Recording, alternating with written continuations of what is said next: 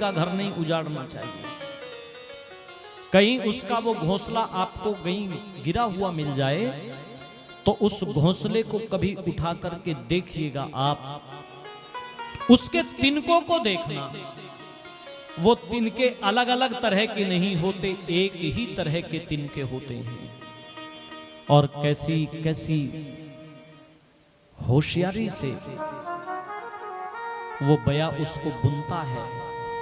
कितनी ही बरसात आ जाए, कितना ही तूफान आ जाए, एक बूंद भी जल की उसमें दिखाई नहीं देगी। और देखो अपना घर तैयार करता है तो ये मत समझना कि घर में बेड पर आप ही सोना जानते हैं।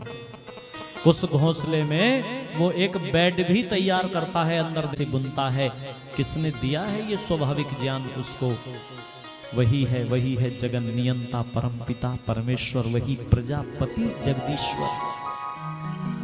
और कैसी कर्म व्यवस्था है उसका, न्याय कैसा गजब का है, जिसके लिए अथर्ववेद का मंत्र कहता है न किल्बिषमत्र न धारो अस्ति न यन मित्रैः समममान एति अनूनम पात्रम निहितम न एतात पक्तारम पक्वः पुनराविशाति। कैसी गजब की न्याय व्यवस्था। बच्चे किसी पे दर्जन टुकड़ों के भी हैं लाले, दर्जनों बच्चे, लेकिन खाने के लिए रोटी के टुकड़े नहीं हैं। और रोटी बहुत है, बहुत बड़ा बैंक बैलेंस है, पर संतान बिन किसी के घर में लगे हैं ताले। जीवों के कर्म फल की तेरे हाथ में है ताली, तेरे हाथ में है ताली। और फिर समर्पण के भाव लिए हुए कवि कहता है, हे जगन नियंता, माता पिता विधाता, बंधु सखा व भ्राता, महिमा का पथिक तेरी किसी को न भेद पाता। तेरे दर पे आए दाता, लेकर के झोली खाली। तू माता है, पिता है, बंधु है और सखा है, मित्र है वो परम पिता परमेश्वर। और मित्र कौन है? ये जो बच्चे हैं इधर उधर मेरी आवाज जरूर सुन रहे होंगे।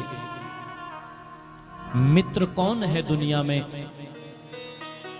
जो 5000 लोग फेसबुक के ऊपर फ्रेंड सर्किल में बने हुए हैं, क्या वो मित्र हैं? है जी?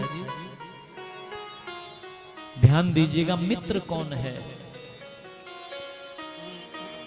मैं ये बात बहुत विशेष रूप से कहता हूं कि अपने बच्चों को इस आज के वातावरण में, बेटे और बेटियों को जो युवा अवस्था की दहलीज पर कदम रख चुके हैं, हर समझदार माता पिता को अपने बच्चों को ये बताना चाहिए कि बेटा तेरा मित्र कौन है। बहुत सारे लोग डॉलर के मालिक हैं। श्री सेठ दीनदयाल जी कलकत्ता में रहते हैं। कई बार गया, एक बार चर्चा की तो उस दिन उनके बच्चे नहीं थे वहां पर, पोती पोते नहीं थे। मुझे बड़ी विनम्रता से आकर के कहा, आचार्य जी ये चर्चा मैं दोबारा सुनना चाहता हूं। तो मैंने कहा नहीं, मैं तो सुना चुका हूं, मैं रिपीट बहुत कम करता हूं चीजों को। बोले नहीं, मेरा निवेदन है कि आप इसको रिपीट करना, और इसलिए करना कि कल मैं अपने पोती और पोतों को लेकर के आऊंगा, परिवार के सारे बच्चों को लेकर के आऊंगा। उनको पता होना चाहिए कि मित्र कौन है दुनिया में। भर्तृहरि ने 6 लक्षण लिखे अच्छे मित्र के। वो लिखते हैं, पापान निवार्यति योजते हिताय, गुह्यम निगुहति गुणान प्रकटी करोति, आपद गतम चन जहाति ददाति काले, सन्मित्रम लक्षणमिदम प्रवदन्ति संताः। क्या लक्षण है पहला? उन्होंने लिखा अच्छे मित्र का पहला लक्षण है पापान निवार्यति, गलत रास्ते से, पतन के रास्ते से अपने मित्र को रोकता है। और दूसरा लक्षण है योजते हिताय, हित के रास्ते पर लगाता है। और तीसरा लक्षण है गुह्यम निगुहति, छुपाने योग्य बातों को छुपाता है। और चौथा लक्षण है गुणान प्रकटी करोति, गुणों को प्रकट करता है। और पांचवा लक्षण है आपदगतम चन जहाति ददाति काले, आपत्ति के काल में सहायता करता है। और छठा लक्षण है सहायता भी मांगने पर यदि की तो मित्रता की क्वालिटी घट जाएगी। बिना मांगे सहायता करता है, इस हुनर से सहायता करता है कि दायां हाथ दे बाएं को पता भी न लगे। आओ अब इसकी पड़ताल करते हैं कि क्या ऐसे मित्र हैं हमारे। पापा निवार्यति, गलत रास्ते से रोकता है। किसी शराबी से आप पूछना, क्यों भाई तुझे ये जो शराब पीनी सिखाई, ये जो तैने उल्टे काम करने शुरू कर दिए, ये कौन शत्रु था जिसने तुझे सिखाया? क्या बताएगा वो? ये काम उसे शत्रुओं ने नहीं सिखाया। किनकी कृपा का परिणाम है ये जिनको वो अपना मित्र कहता है, गले में हाथ डाल करके कहते हैं तू मेरा यार है, तू मेरा यार है। इसने कहा यार तो हूं, इसके आगे भी बताएगा। बोले बस 2 घूंट पीनी पड़ेगी। अच्छा देख आज तू पिएगा नहीं, मेरी खुशी में शरीक नहीं होगा। मैं कहा करता हूं, जो व्यक्ति आपको ये कहता हो ना कि तुम मेरे मित्र हो, पियोगे नहीं, मेरी खुशी की खातिर नहीं पियोगे, अपने बच्चों को समझा देना कि बेटा वो तुम्हारा मित्र नहीं है, वो तुम्हारा शत्रु है। उससे मित्रता वहीं पर हाथ जोड़ करके नमस्ते करके चले आना। तुम्हारी और मेरी मित्रता ना निभ सकेगी। रहीम ने लिखा था, कहे रहीम कैसे निभे बेर केर को संग, और वे डोलत रस आपने उनके फाटत अंग, उनके फाटत अंग, उनके फाटत अंग। वहीं पर नमस्ते कह करके चले आना। अच्छा मित्र तो वही है जो गलत रास्ते से रोकता है, और न केवल रोकता है। मैं कई बार ये बात कहता हूं, न्यूट्रल नहीं रह सकता व्यक्ति, या तो अच्छाई की तरफ चलेगा या तो बुराई की तरफ चलेगा। योजते हिताय, दूसरा लक्षण हित के रास्ते पर लगा देता है। दिक्कत आज ये हो गई है, जब आदमी फिल्म देखने जाता है तो कंपनी में जाता है, कंपनी देने के लिए चलो जी मूवी देखने के लिए जा रहे हैं, इसको फोन उसको फोन, ये कर वो कर, इसको बुला उसको बुला। लेकिन जब कभी सत्संग में जाता है तो अकेला चला जाता है।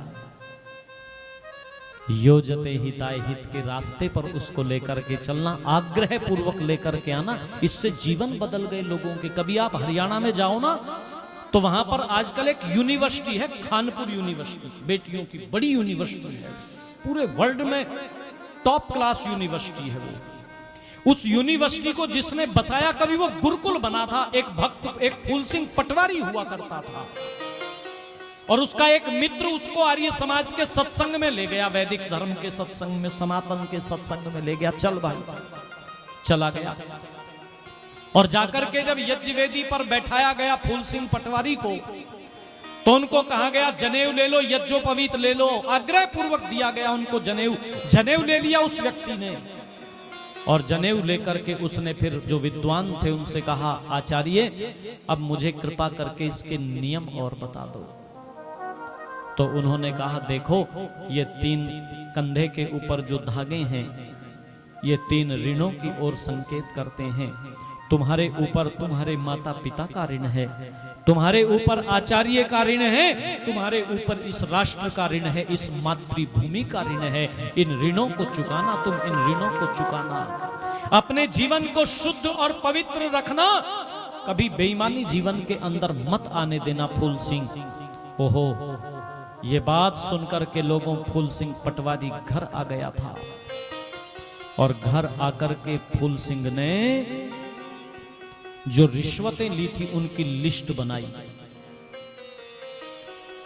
किस किस से जो 1-1 रुपया पैसा, जो भी रुपया पाई लिया था, वो सारी की सारी लिस्ट बनाई, और घर में जो पैसे रखे हुए थे वो पैसे निकाले, उन लोगों को बांटे। फिर भी लोग रह गए, तो फूल सिंह पटवारी ने जमीन बेच दी, जो खरीदी थी उसने वो जमीन बेच दी, और एक व्यक्ति का 1-1 रुपया पैसा जो है ना वो वापस कर दिया उसने। एक गांव में पहुंचा, एक व्यक्ति को जाकर के हाथ जोड़ करके उसके आगे खड़ा हुआ है, उसके पैसे दे दिए, और पैसे दे करके एक निवेदन कर रहा है, भैया एक कृपा और कर दे तू मेरे ऊपर। क्या कृपा कर दे? बोले ये तेरा जूता, ये 2 जूते मेरे सर पर और मार दो, नहीं तो मैं तेरा ऋणी रह जाऊंगा। क्योंकि कभी उस व्यक्ति को फूल सिंह पटवारी ने जूता फेंक करके मार दिया था। ये कृपा और कर दे। वो आदमी घबरा गया। पटवारी जी नहीं, ऐसा नहीं। बोले ना, मैं निवेदन करने लगा हूं।